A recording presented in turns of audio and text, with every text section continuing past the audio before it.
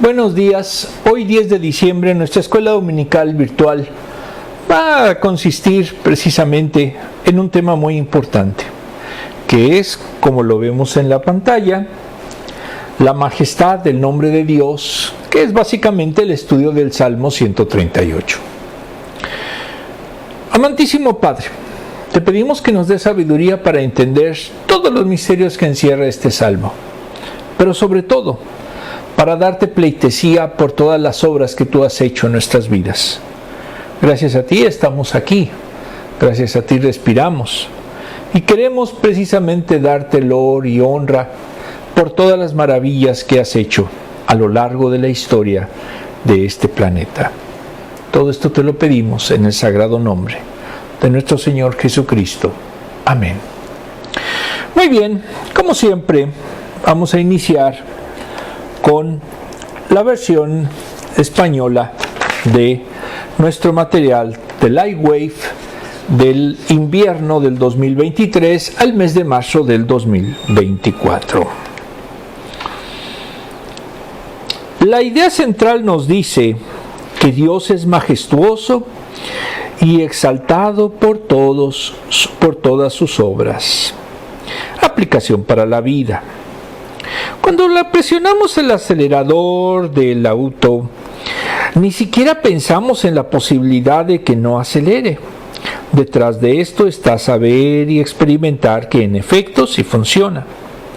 Tú aceleras y el auto avanza. Sin embargo, un día comprobé que no siempre es así. Íbamos viajando de California a Kansas, pasando por Denver, en una carretera grande y con muchos autos alrededor.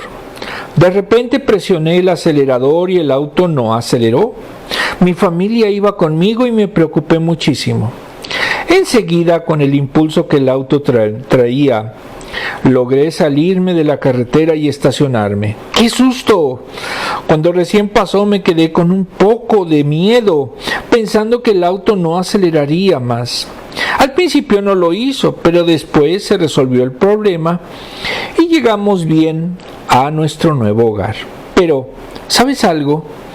Esto no será así con Dios, puesto que Él nunca falla. Por eso, recordar la fidelidad pasada de Dios nos ayuda a tener confianza en Él, sabiendo que Dios es fiel y cumple todo lo que ha prometido. Muy bien, ahora vamos a ver la versión inglesa de este texto. Tiene un post medio chistoso, les soy sincero, no entendí por qué está ese post, pero bueno, vamos a ponerlo el post que aparece en el texto inglés.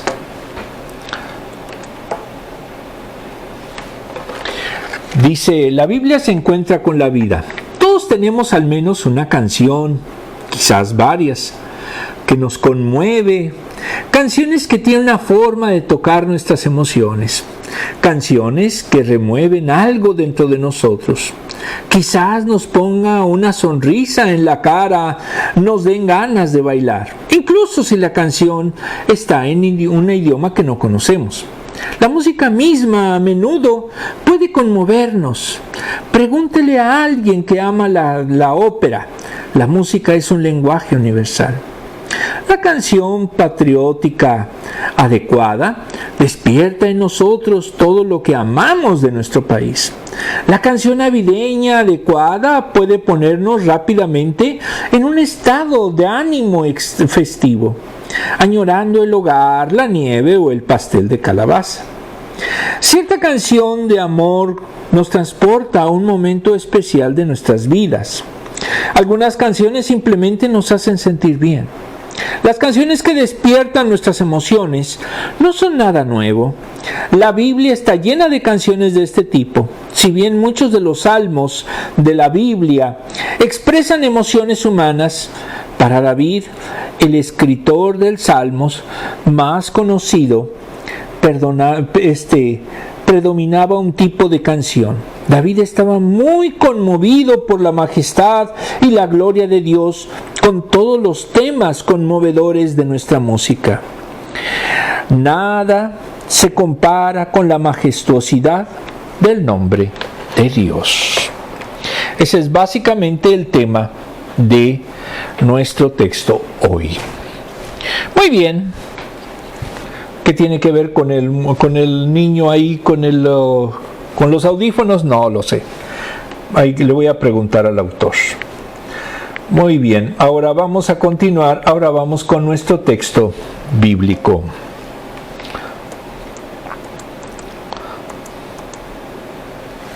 Salmo 138 del 1 al 3. Salmo de David. Primero, Señor, quiero alabarte de todo corazón y cantarte salmos delante de los dioses.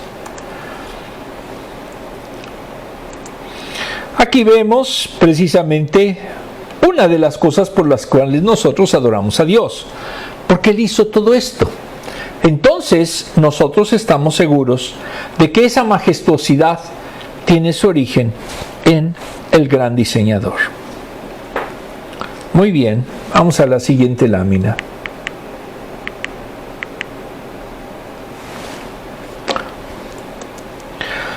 Versículo 2. Quiero inclinarme hacia tu santo templo y alabar tu nombre por tu gran amor y fidelidad, porque has exaltado tu nombre y tu palabra por sobre todas las cosas.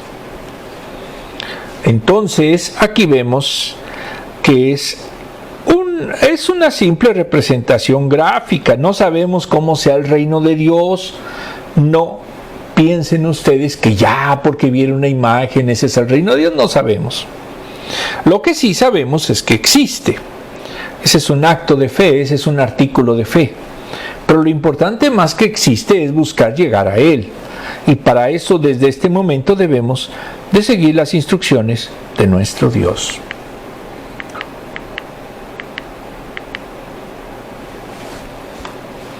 El versículo 3. Cuando te llamé me respondiste, me infundiste ánimo y renovaste mis fuerzas. Eso es lo que precisamente se logra con la oración. ¿Por qué? Porque es la manera en que nos comunicamos con Dios y Él responde.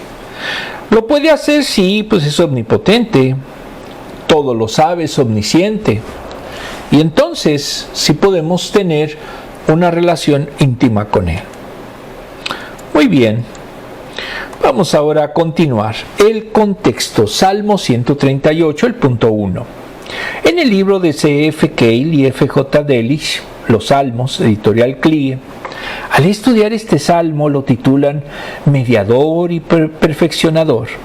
Nos dice que vendrá un tiempo en que la alabanza a Dios será cantada por los mismos reyes paganos, versículo 5. En su título se agravan antes de Ageo y Zacarías. Y se piensa que fue escrito por estos profetas. Entonces a lo mejor no es un salmo de David, no sabemos. Muy bien. De acuerdo al versículo 4, tuvo que ser un rey, su compositor, no pudiendo ser otro que David. Pero no hay nada que nos permita atribuirlo a él, pero sería un eco de los que aparecen en 2 de Samuel y 1 de Crónicas, 1 de Samuel 7 y 1 de Crónicas 17. Asumir y glorificar la promesa según la cual el trono de David y su descendencia tendrían una duración eterna pudo deberse a cuando David, ante las numerosas batallas, atribuyó a Dios la gloria de ellas y decidió edificar un templo, aunque Dios no se lo permitiría. Efectivamente, Dios no pudo hacer el gran templo que después haría Salomón. Y tiene a sus detalles también David. En el libro de Samuel Pagán, Comentario de los Salmos, editorial Patmos, lo titula Acción de Gracias por el favor del Señor. Comienza una nueva sección del Salterio relacionado con los salmos del 137 al 150. El poema se articula y manifiesta una actitud de confianza plena en Dios. El salmista fundamentado en la seguridad que le imparte su fe, no solo alaba al Señor, sino reconoce que las autoridades y los reyes de la tierra también lo alabarán. Es una forma de reconocimiento divino internacional y de afirmación teológica universalista. De hecho, lo que vemos aquí es que proféticamente llegará un día en que toda rodilla se doble ante Dios. Y eso significa entonces que vemos una religión totalmente universalista e internacional, aunque los judíos piensen que no. Refleja la gratitud sincera del salmista por haber sido objeto de la misericordia divina y haber recibido respuesta a su clamor en el momento de su necesidad especial. Es un salmo de acción de gracias personal. El autor debió de haber sido un israelita agradecido que clamó al Señor en un momento de crisis y recibió fortaleza necesaria para vivir. Es difícil ubicar la fecha de su composición. Pudo haber sido en la época de la monarquía. Su lugar en el Salterio delata en su uso en el templo que se hizo en la restauración y el regreso de los deportados de Babilonia. El título hebreo lo asocia con David. En el libro Prédica los Salmos de Stephen J. Lawson, editorial Proyecto Nehemías, nos dice que es un salmo de acción de gracias personal, junto con los salmos 18, 30, 32, 34, 40, 66, 92, 116 y 118. Reflejan gratitud individual. Hay una profunda gratitud hacia Dios por las bendiciones divinas otorgadas a Él. Tiene la siguiente estructura. Primero, expresión de gratitud comienza con un estallido de entusiasmo. Declara las cosas buenas que el Señor ha hecho, versículos 1 y 2 del Salmo 138. 2. Se presenta el problema, presenta después el trasfondo para comprender cuál es su problema y es necesario la intervención divina para resolverlo, versículos 2 y 7. 3. Anuncia la liberación. El salmista reconoce la realidad de la liberación divina. Lo oyó y lo rescató. Versículo 4. Versículos 5 y 6. Comparte sabiduría, reflexiona el salmista sobre la liberación experimentada y comparte una lección de vida. Versículo 8. 5. Llamado a alabar, promete alabar a Dios e invita a otros a hacerlo, versículos 4 al 6. Entonces, esta es la estructura y este es el tipo de salmos que vamos a ver. Reflejan gratitud individual. Esto ya lo vimos, se duplicó, perdón. Versículos 1 al 3. En el libro de Samuel Pagán revelan la alabanza y gratitudes personales del profeta. Salen del corazón y representan la sinceridad y nobleza del salmista. Y se presentaba delante de los dioses, que es una forma de internacionalismo. El poema canta sus salmos como expresión sincera de gratitud a Dios. Se expresan con la boca y todo el cuerpo. El poeta se postra en dirección al templo, que era la forma antigua de orientar las plegarias y reconocer el poder del nombre divino, que representan su naturaleza santa y justa, su esencia más íntima y especial. Reconoce las cualidades divinas, tales como misericordia y fidelidad de Dios. Engrandecer el nombre representa la forma figurada de que Dios respondió a su clamor y le brinda vigor y fortaleza a su alma. Articula sus alabanzas con voz, cuerpo y alma y reconoce la intervención divina en la crisis. En el libro de C.F. Cale y otro, da gracias sin mencionar el nombre de a quién. Lógicamente es a Dios. Destaca su misericordia, su amor que se anticipa a los hombres, su veracidad y fidelidad, por haber magnificado la promesa vinculada a su nombre, es decir, aquella que sobrepasa todas las promesas establecidas en tiempos anteriores, elevando un nombre inmemorial más alto para sí mismo. Elohim se puede traducir de tres formas. Elohim es como se llama o como se menciona, o una de las palabras que dice el texto. De hecho es prácticamente el verso primero. Como dioses y ángeles, pero se puede referir al Dios universal. Debería traducirse ante Elohim. 2. En la Septuaginta, la versión griega de la Biblia, la identifica con los ángeles, pero no conecta con el resto del Salmo, porque la palabra se refiere a Dios o dioses.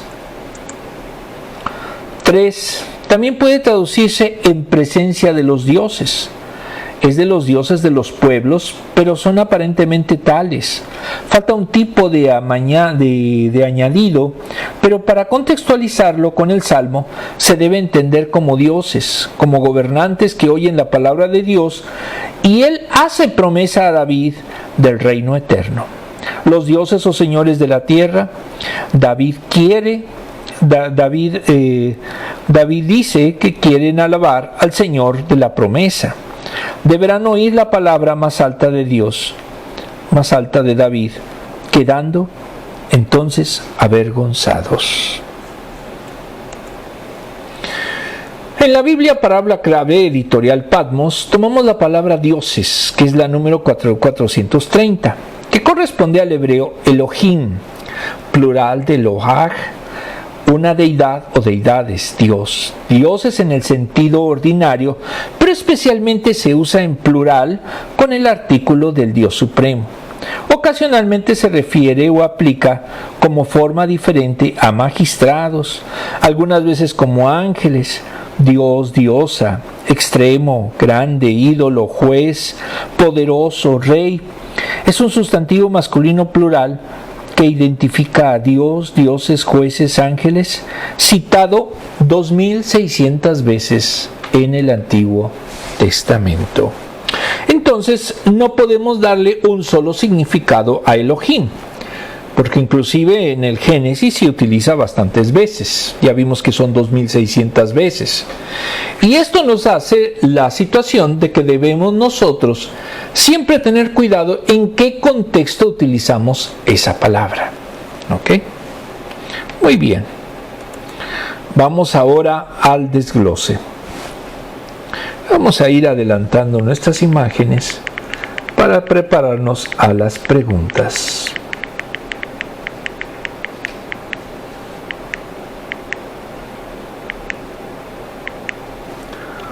Muy bien.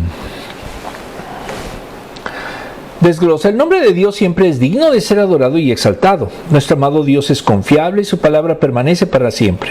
Demuestra su misericordia y fidelidad en nuestras vidas. Por eso es importante creer y afirmar las siguientes verdades. La primera, debemos adorar a Dios con todo nuestro corazón, versículo 1. Reconocer a Dios y darle la gloria debida a su nombre, ponerlo por encima de cualquier otro nombre o de cualquier otra cosa, y rendirle alabanza y adoración. Es una resolución que debemos tomar a diario. Se le debe buscar y hacerlo intencional de principio a fin. El adorar no es casualidad, el adorar es una disciplina, pero sobre todo una demostración de gratitud a nuestro Dios. 2. Debemos adorar a Dios por su misericordia y fidelidad. Versículo 2. El salmista busca rendirse a Dios, lo alaba por quien es Él y por lo que hace. Es un Dios grande, con poder inigualable. Su gloria es incomparable y el cumplimiento de su palabra debe estar por sobre toda situación o circunstancia. Cumple sus promesas y esto a pesar de nuestra ingratitud o infidelidad. Si no, pregúntele al pueblo de Israel. Debemos adorarlo, 3, porque Él es el fiel y nos responde y nos sostiene, versículo 3. Reconoce que Dios es fiel, responde siempre, da fuerza, sabiduría y fortaleza al que se lo pide. Por eso siempre debemos acudir a Él no sin antes rendirnos a Él en adoración. Si usted es altivo y no le importa lo que piense Dios, pues entonces no es creyente. Vamos a ver las preguntas. La primera pregunta, ya saben que la primera parte es en español, la otra es la versión de inglés traducida.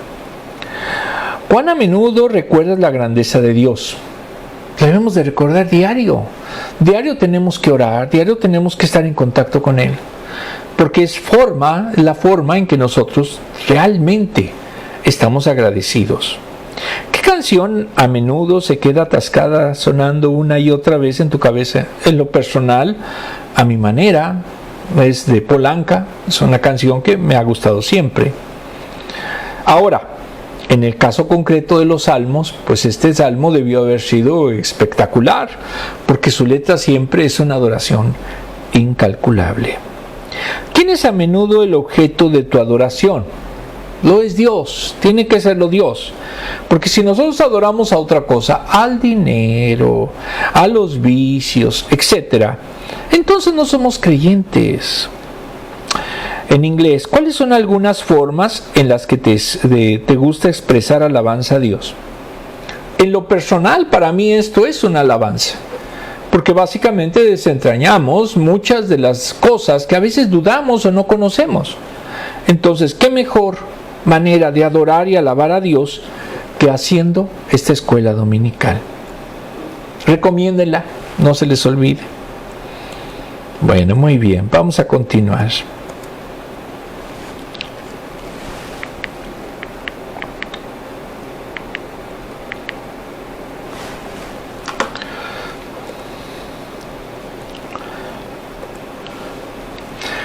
Salmo 138, versículos 4 y 5. Oh Señor, todos los reyes de la tierra te alabarán al escuchar tus palabras. Y eso es algo de una profecía, porque en la realidad nosotros vamos a tener la ocasión de ver cómo toda rodilla se doblará ante nuestro Señor. Pero para eso necesitamos nosotros predicar su mensaje. Lógicamente en el post pues vemos a la tierra y vemos a Dios y pensamos, lógicamente Dios no tiene esas manos, simplemente es una forma de demostrar que todo ser en la tierra lo adorará algún día. No sabemos si tenga manos.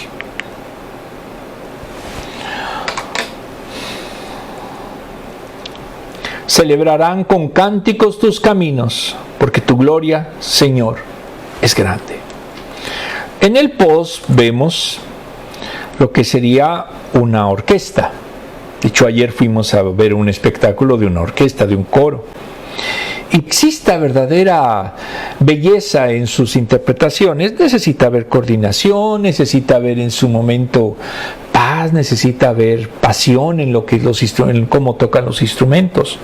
Y así debe de ser también el creyente, sentir pasión hacia Dios.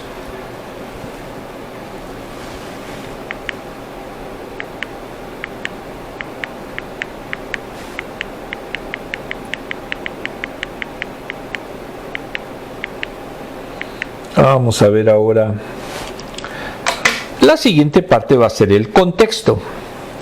2 versículos 4 y 6. En el libro de Samuel Pagán mueve el tema de las gratitudes y alabanzas individuales y personales a la dimensión nacional e internacional. Alaban al Señor todos los reyes de la tierra, pues han escuchado los dichos, las enseñanzas y las órdenes, los mandamientos y las leyes de Dios. Esos reyes que representan a las naciones que dirigen, cantarán y alabarán la gloria extraordinaria de Dios. Y aquí reitero, o sea, en Israel no se tiene una religión que predique, porque para ellos es su linaje. Pero lo que dice aquí el salmista es que sí habrá un momento en el que toda rodilla, que todos los pueblos conocerán a Dios. En Apocalipsis se menciona cuándo. Porque es grande y excelsa la gente poderosa de las naciones, reconocerán la grandeza divina. Entenderán que Dios, aunque es poderoso, se relaciona con las personas humildes. El grande y excelso repudia y el orgullo y rechaza la prepotencia y mira de lejos a los altivos. Es un Dios que no le gusta a la gente altiva. La gente que como que levanta su cara y siempre piensa que está oliendo algo feo. Esos son los altivos. Los que desprecian a los demás. Los que no tienen en su momento ningún ánimo ni ningún tipo de deseo de ayudar a la gente. ¿Por qué? Porque ellos no son humildes. Ellos solamente viven para sí mismos. Entonces, si nosotros queremos realmente ser cristianos, no podemos ser altivos. Si lo somos, discúlpeme, pero serán de otra religión, no la cristiana. Versículos 4 y 5. En el libro de C.F. Keil hay dos cosas por las que el salmista da gracias. Primero, cuando la responde cuando estaba siendo perseguido por Saúl y en todas las demás aflicciones. Y dos, porque le respondió elevándole al trono y concediéndole victoria tras victoria, prometiéndole la posesión del trono para siempre. Esa es una de las profecías davídicas, que la casa de David permanecería para siempre, y recordemos que Jesús es descendiente de David. Llenándole de gran valentía y concediéndole pensamientos elevados que han llenado su alma, antes dominada por el temor, porque pensaba que no tendría ayuda divina, ayuda alguna. La confianza de David, el rey de la promesa, se transmitirá a todos los reyes de la tierra cuando ellos escuchen, canten y proclamen la salvación, y así alabarán a Dios. Entonces, no significa que todos van a ser salvos, porque algunos, inclusive aunque oigan, no harán caso. Entonces, esto es solamente para los que acepten ese mensaje divino. En la Biblia de estudio, palabra clave, tomamos la palabra reyes, número 4428, del hebreo melech, rey, príncipe, tirano, reino, sustantivo masculino que significa rey. Esta palabra aparece más de 2500 veces en el Antiguo Testamento. En términos generales es una persona con poder y autoridad. En la adoración pagana se utiliza este término con sus connotaciones a sus propios ídolos, Isaías 8:21 y Amós 5:26. Reiteramos, una palabra cambia muchísimo porque de acuerdo al contexto. Entonces, como tiene tantos significados como esta palabra, siempre debemos de ver cuál es el contexto y cuál es el significado que se deriva de ese contexto. A eso se le llama hermenéutica, aunque muchos no quieran estudiarla y digan puras tonterías. Desglose. En las Escrituras contemplamos lo que pasará en el fin de los tiempos. Al leer el Salmo 138 nos debemos sentir gozosos. Él cumple sus promesas, es fiel. Un día todos los reyes se rendirán ante Él, lo adorarán, dándole la gloria que Él merece. Es vital afirmar las siguientes verdades. Primero, un día todos reconocerán el magnífico nombre de Dios. Esa es una profecía, y si ven ustedes hasta inclusive en Apocalipsis, esa es parte o ese es el fundamento de nuestra fe. Como cristianos nos emociona pensar que ese día glorioso en el que el Señor sea el Rey, Zacarías 14:9. Subirán a Jerusalén para adorarlo y reconocerlo. Pero no es la Jerusalén que conocen, que está ahorita devastada, no. Es la Jerusalén futura, eterna.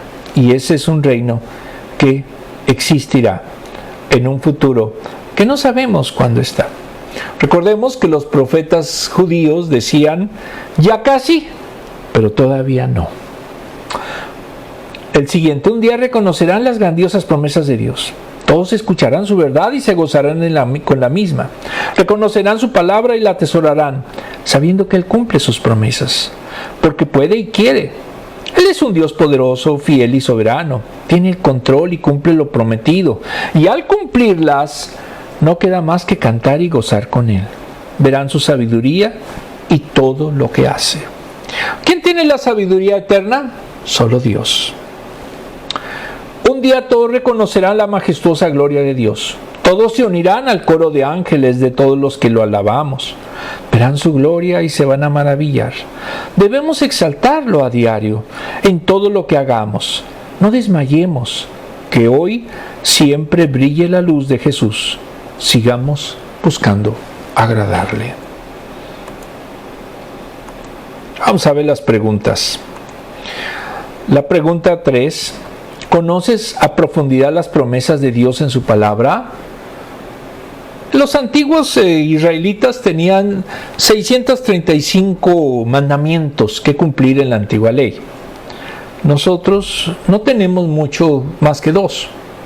Amar a Dios por sobre todas las cosas y amar a nuestro prójimo como a nosotros mismos. ¿Por qué? Porque esa es la enseñanza básica de Dios, de Jesús. Y entonces, la promesa que tenemos es que podemos estar junto con Él allá en la morada que nos está preparando. ¿Cuáles son algunas promesas de Dios que son significativas para usted? Escatológicamente, que tenemos la posibilidad de que vamos a ir a una tierra nueva, a un planeta nuevo, pudiéramos decir, donde no va a haber oscuridad porque va a haber 2 especies de soles, y entonces en ese lugar va a ser un ser totalmente distinto al que nosotros conocemos ahorita, eterno y siempre en concordancia con Dios. Esa es nuestra esperanza escatológica. Muy bien, vamos a continuar con nuestro texto.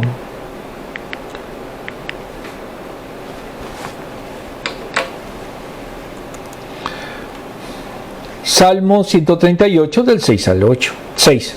El Señor es excelso, pero toma en cuenta a los humildes y mira, literalmente, conoce de lejos a los orgullosos.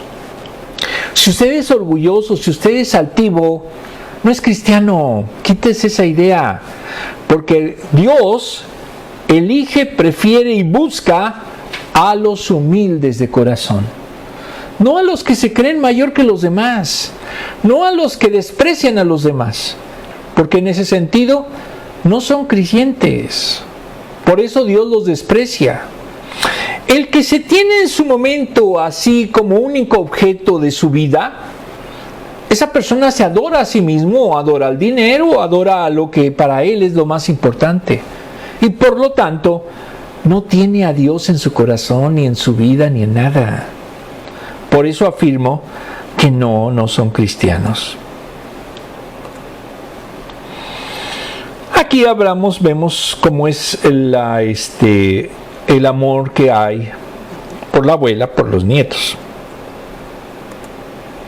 Bueno, muy bien, vamos a continuar.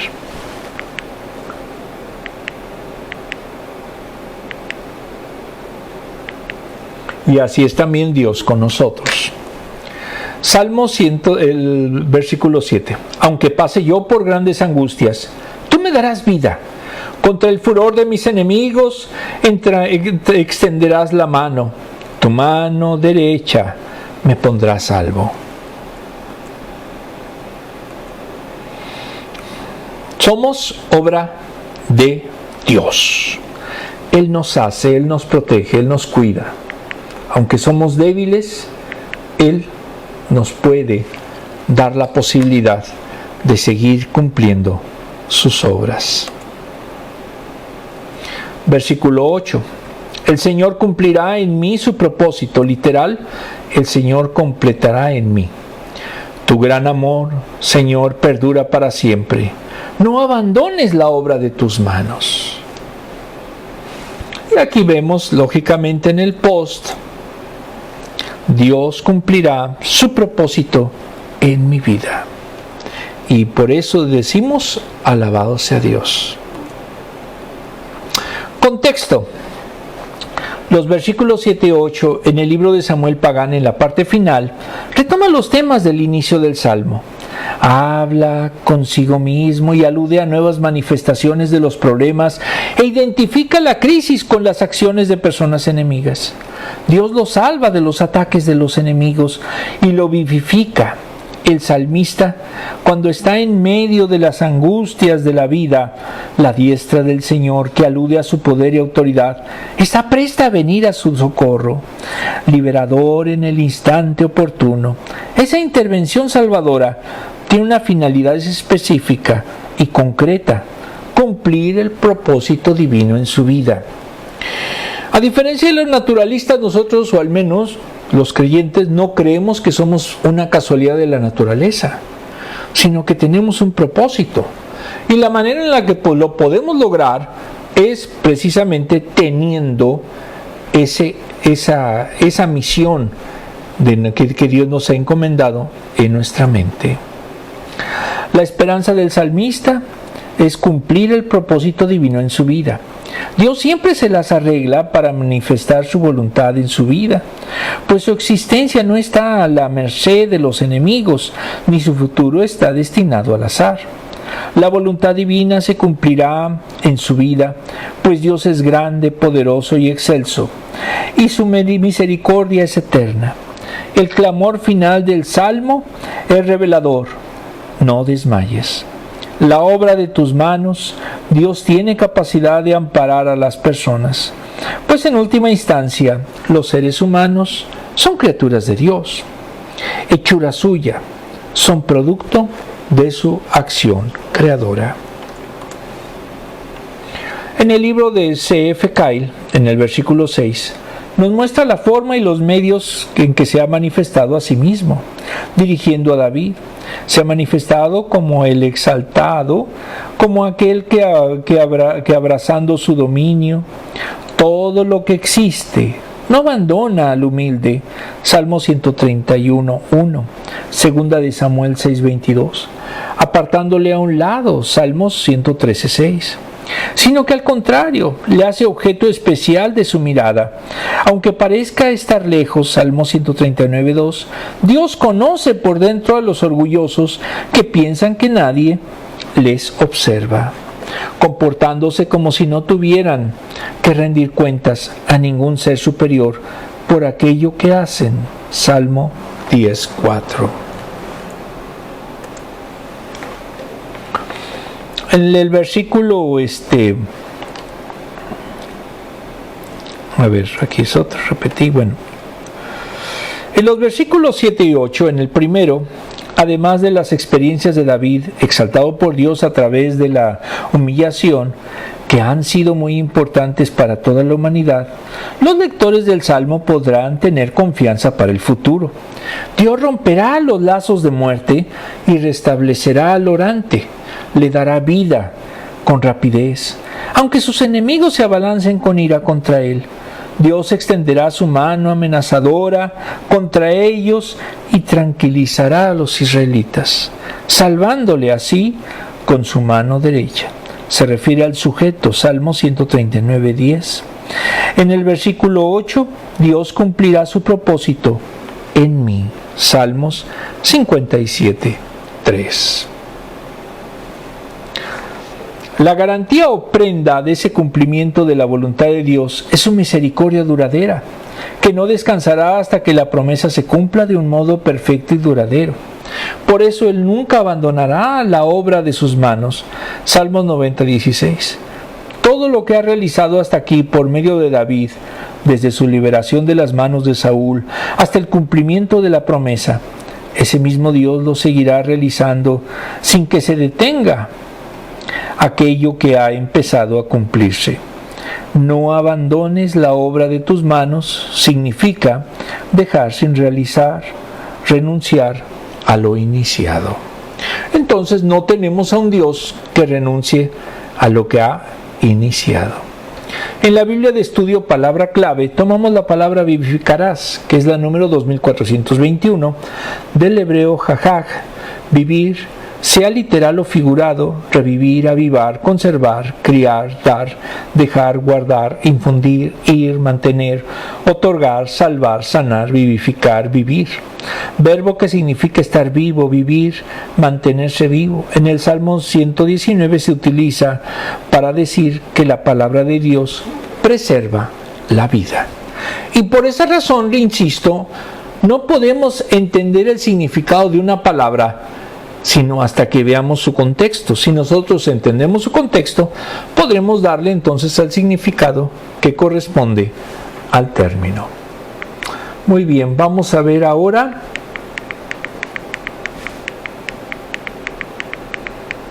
el último desglose y después pasaremos a las preguntas.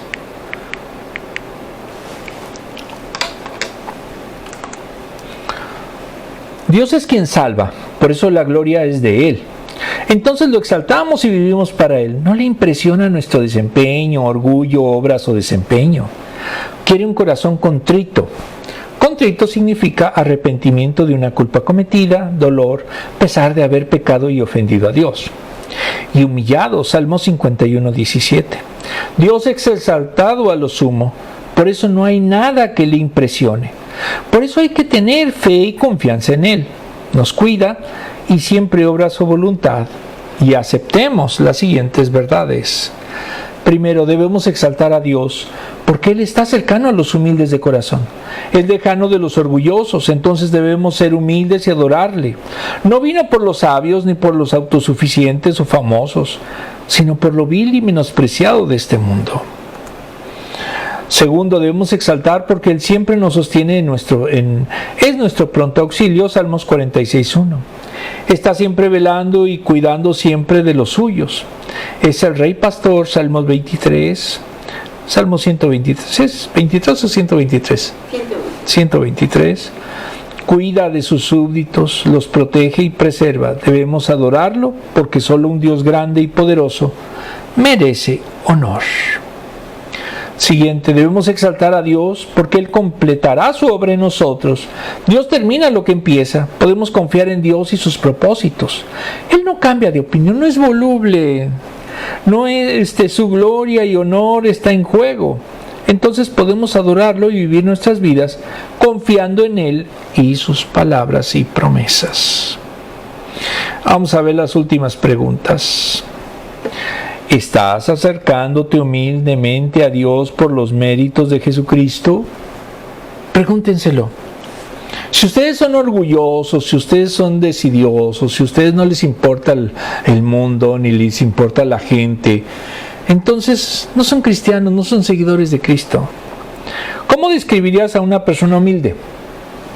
Bueno, pues una persona humilde va a ser aquella que verdaderamente respira, exuda sabiduría, amor, mansedumbre, que son productos espirituales. Pero una persona que realmente es humilde, se puede hablar con ella. Ella se apasiona por ayudar, ella se apasiona por enseñar, y esa es la esencia verdadera de ser un verdadero discípulo de Cristo. ¿Estás permitiendo que el Señor obre en tu vida? ¿Sí o no? Aquí no hay que a lo mejor, que quizás. Si nosotros no permitimos que Dios nos cambie nuestra vida y que se note ese cambio, simple y llanamente no somos creyentes. Serán lo que ustedes quieran, pero no son creyentes. ¿Por qué es tan importante la humildad para Dios? Porque básicamente Dios, como lo vimos en el Salmo, vino por los humildes, vino por los que en su momento están constritos, están arrepentidos y quieren realmente seguirlo de corazón. Muy bien, vamos ahora a ver nuestro texto bíblico para finalizar esta clase.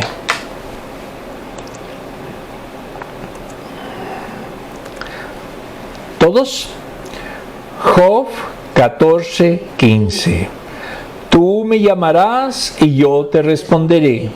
Desearás ver la obra de tus manos. Job 14:15. ¿Quién es en su momento el gran hacedor, el de todo? Dios. Y nosotros somos sus obras. Hay que verdaderamente ser hacedores de su palabra y permitir que nos moldee desde la humildad de nuestra adoración y verdadero estado de contrición. Amantísimo Padre, te damos gracias porque tú nos has dado un poquito más de tu sabiduría. Nos has hecho entender lo que es adorarte y por qué lo debemos de hacer. Has visto y hemos visto cómo el salmista te agradece todas las victorias que él ha tenido, cómo lo has librado de todas las angustias. Pero sobre todo, Señor, gracias a ti, gracias a tu obra, es que seguimos aquí vivos y esperando escatológicamente algún día estar contigo. Todo esto te lo pedimos en el sagrado nombre de nuestro Señor Jesucristo. Amén. Nos vemos el próximo domingo.